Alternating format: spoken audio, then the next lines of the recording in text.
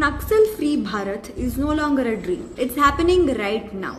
India has eliminated one of its most feared Maoist commanders, Madhvi Hidma, the mastermind behind 26 major attacks like the Darbawali massacre, the Sukhma ambush and the Dantewada ambush where 76 CRPF jawans were killed. He had a huge bounty of 1 crore on his head. That shows how important and dangerous he was in the Naxal hierarchy. Naxals operated in dense forest and tribal regions where policing and development was weak. For multiple decades, the previous governments underestimated the Naxalism. They treated it as a local problem, but Naxalism grew in silence. In 1990s and 2000s, it became one of the biggest internal security threat, but the political will was weak. By 2010, the Naxalism had spread to nearly 200 districts in India, forming the Red Corridor running from Nepal to South India, or as you call it, Pashupati to Tirupati.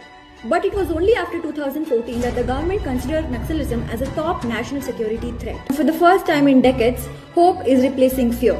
Development is reaching places where even map makers hesitated to go. The tribal youth are choosing mainstream education over guns. With all these measures, the Naxal-affected districts reduced from 182 to just 11 in a decade. This is the fastest decline of Naxalism in India's history. What the previous governments could not do in 50 years, this government did it in 10 years. This is historic. This is generational.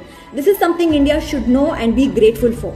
So before you criticize the government mindlessly or throw shade for the sake of it, just remember the bigger battles are being won. Hidma's fall sends a message. The Red Corridor is disappearing. And the goal Naxal-free Bharat by March 2026 is closer than it appears.